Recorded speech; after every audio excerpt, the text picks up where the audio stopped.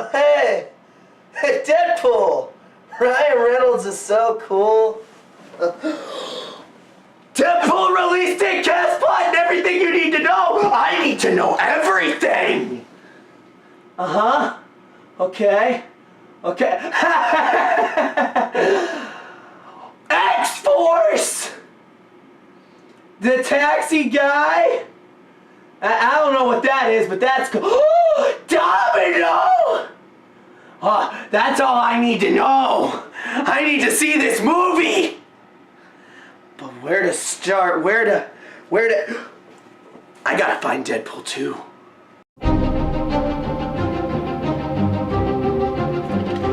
No one must know.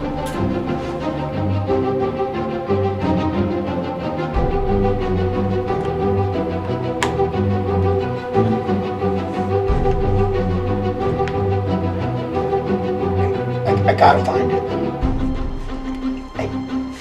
I've come so far, I can't just give up now. I can't see shit.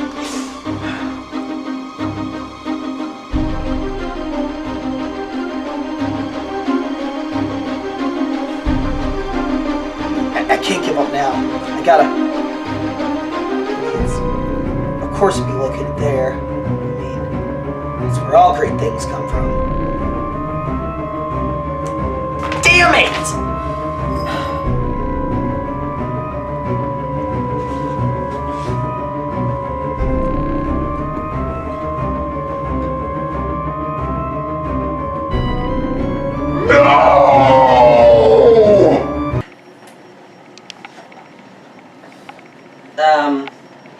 What are you doing? Looking for Deadpool 2. Looking for Deadpool 2. Yeah. It's just so valuable, no one can find it! It's in the theater. It just came out today. It did? Yeah. You want to go see it? Yes, I want to go see it! Let's go! Let's go see it.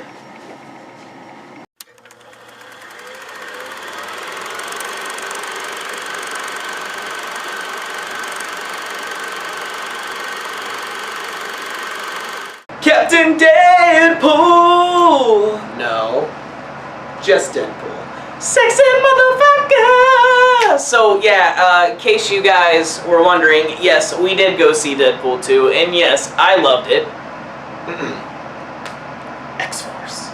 So, yeah, no, we went to go see Deadpool 2 Friday, and went to a later showing due to, a whole lot of stuff going on. After a very, very busy day, it was nice to end it off with such a fantastic film. Oh, yeah. So I'm just going to go ahead and get this out of the way. I just want to get this off my chest. Because I don't know... The movie hasn't been out long enough for me to gauge whether or not I'm going to get flack for this. So, in the future, in case, this statement becomes controversial, I'm not sorry. But I liked Deadpool 2 better than Deadpool 1. So did I. Oh, okay, cool. So we're in agreement then. Yes, we are definitely in agreement. I thought the storytelling was better, the narrative flow was better, but it did not do away with the comedy of the first. Right. It was able to keep that, but also tell a story similar to, honestly, I'd argue it was just as good of a story as Logan. See, and I can see that. And I think that was the point. The point was for Deadpool 2 to be the Deadpool equivalent of Logan. Yeah, there were a lot of parallels there. So, before we go any further, we're going to go ahead and get this out of the way. This is going to be super, super spoilery, alright? We're not going to try and cut around corners. We're not just going to give you a small sample. You're going to get the full course. Right. So, spoilers for Deadpool 2. If you haven't seen Deadpool 2 yet, go watch that movie and then come back and watch this. If you don't give a shit otherwise, then stick around and learn stuff that you shouldn't. Fucking cheaters. Anyway. Quite a Deadpool rant you just did there, my friend. So, just to get it out of the way, I loved that opening. The opening title sequence, that James Bond reminiscence. I'm a huge James Bond fan, for those of you who don't know. And to see that was absolutely fantastic. But one of my favorite things happened a little bit before that. Okay. before they did the whole entire opening thing, when he's going around and just murking all those guys like Deadpool does, the fact that he acknowledges what song's gonna play on the soundtrack for the first meta joke. He just looks at the audience and he's like, "Take it away, Dolly." And then a Dolly Parton song called 9 to 5 starts playing. Right. Not only is it Dolly Parton, but it's one of my favorite Dolly Parton songs playing in one of my favorite anti-heroes films. Right. And for it being a sequel, because you know, one of the biggest things that a lot of people like to say, I disagree with this statement. I don't know why this is a commonly accepted statement, but the fact that the original is always better than the sequel, you know, the sequel is inherently worse than the original. You know, my argument to that is X2. Empire.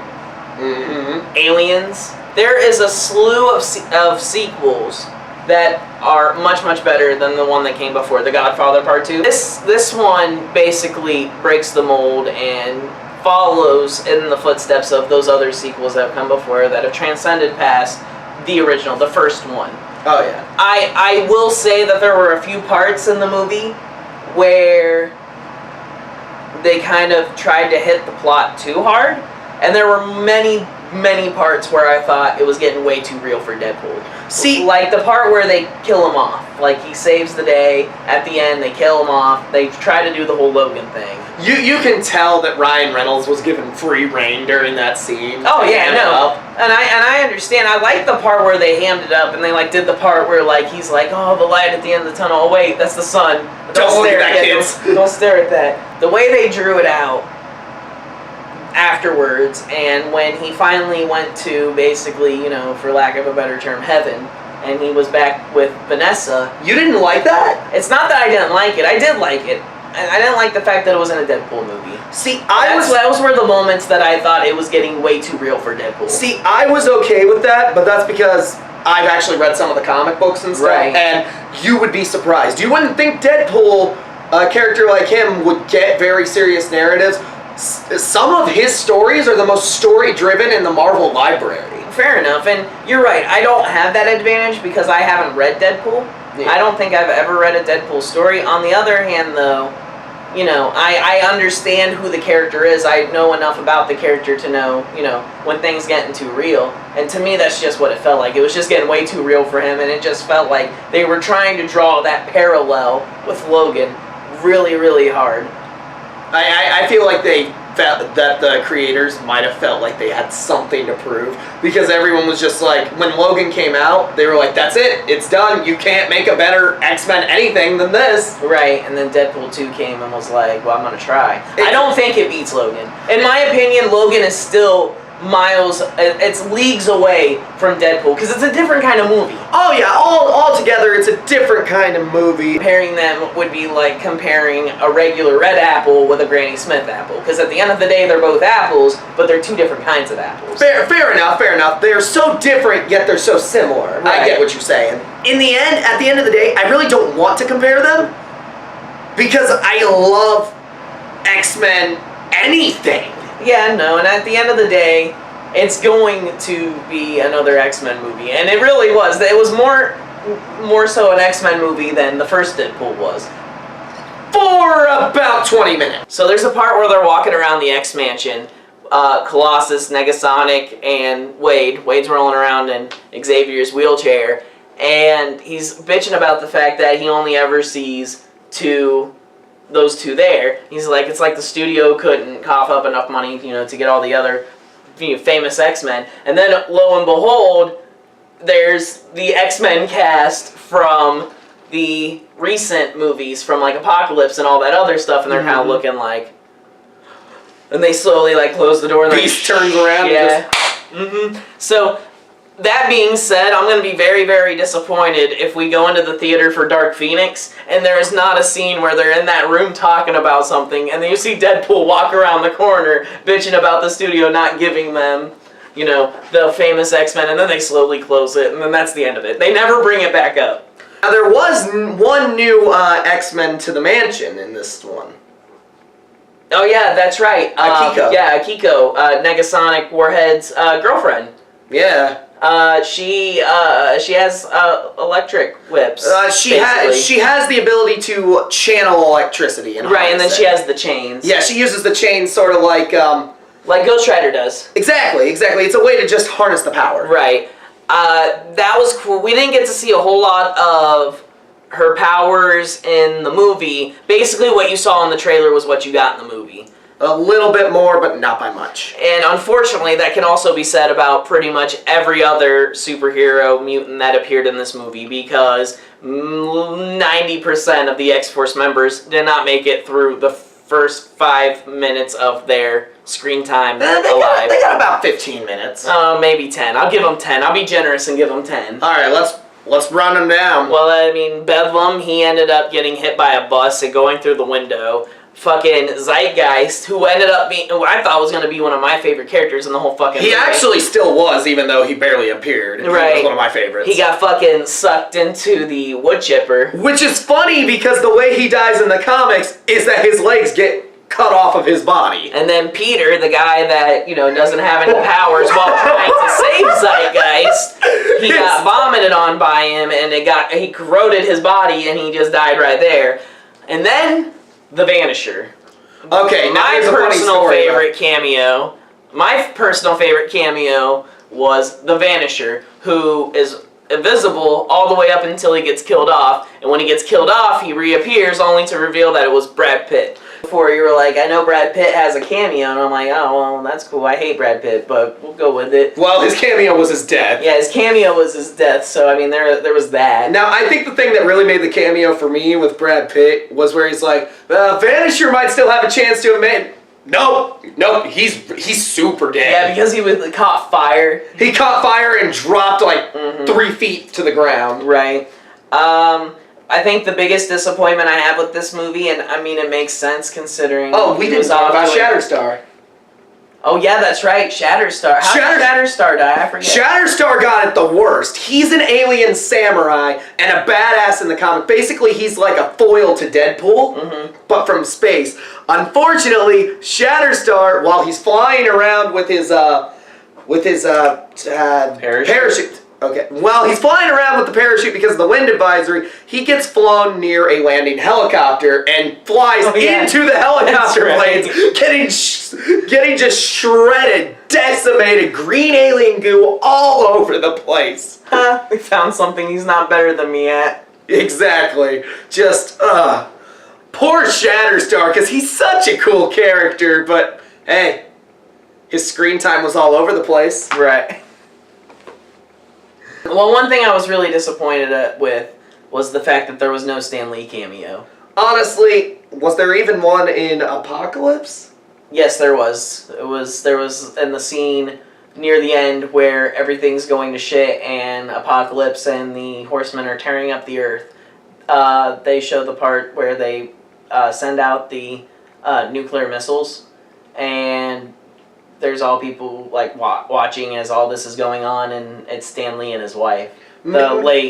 Maybe there was a cameo, but we just happened to miss it? No, I looked up elsewhere, and they said that there wasn't actually a cameo of him physically, which would make sense because he was off doing his cameo for Infinity War, which, I'm sorry, in my opinion, Infinity War trumped Deadpool 2. So, but in the X-Mansion, if you look closely, apparently there is a portrait of Stan Lee as well as a bust of Stan Lee. It was kind of disappointing, but considering the fact that, it's almost obligated that he has to be in the MCU films, and he has 3 he has to do, and let's be honest, he's not getting any younger. Not only that, but I mean, he had a health scare recently. So. Right, yeah, no, so there's a lot going on with him. So the fact that he wasn't in Deadpool 2, I can forgive. His cameo in the first Deadpool was fine.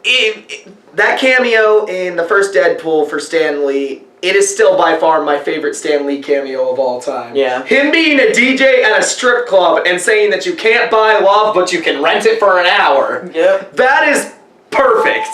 Yep. Because when you look at Stan Lee, he doesn't act like it, but his look screams pervy grandpa. Oh yeah. Oh yeah. Every time I think pervy grandpa, it just reminds me of his cameo in Ant-Man where he's in Louise's story, and he's like, "Look at that girl, you see who I'm with? She's crazy stupefied." And then it just quickly zooms in on Stanley's looking face going, crazy stupefied. And I'm like, oh, yeah, that. It's fantastic. I mean, I think the only other Stan Lee cameo in any kind of film that trumps that for me is Mallrats, but that's not fair to compare. Well, yeah, because it's not an actual superhero movie, but I mean, they were talking about comics. They totally were. Talking about comic book character genitalia, but that's beside the point. This movie kind of had their post-credit scenes kind of established the same way that Guardians Volume 2 did, where it had multiple ones that were scattered throughout the credits.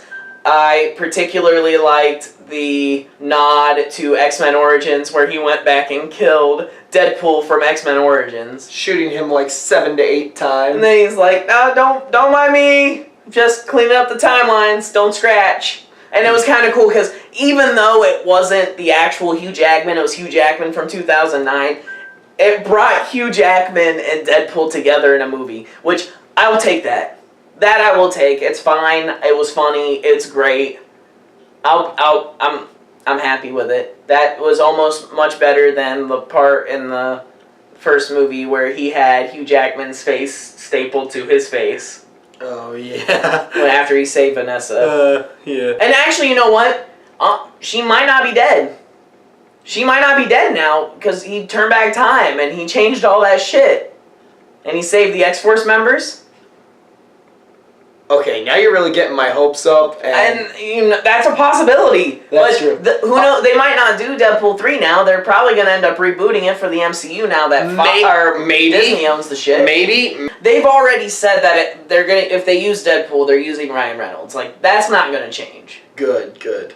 So, well, it's nice to see the last Fox go around with their most successful character, in my opinion. Yes, the X-Men had their run. I mean, they still have their run. They're still raking in the dollars. And they still have a movie coming up. Right. Dark Phoenix is going to be fantastic, I'm sure. There isn't a trailer for it yet, but I'm sure it'll be fine.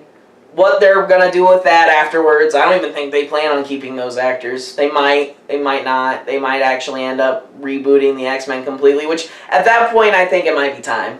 In my own opinion, I think it might be time for If that. they do decide to reuse Quicksilver, I hope they keep the actor.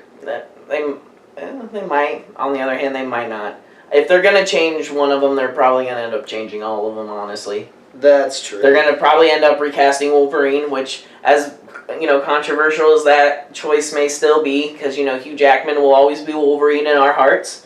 This would give them an opportunity to cast someone who is more fit to be Wolverine, someone that's a much shorter, much stockier, so something with more of a gruff attitude for that, that doesn't quite meet the stature. So it'll be interesting, to say the least, what Disney ends up coming with and what Marvel Studios and Kevin Feige end up doing since the ending of Infinity War.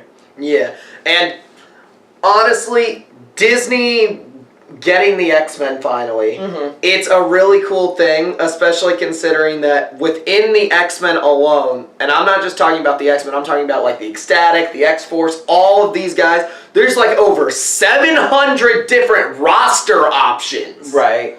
So, we don't know what we're gonna get, who we're gonna get, or what we could see. And that's pretty dang cool. It's exciting. It's a brave new world when it comes to Marvel, home media, films.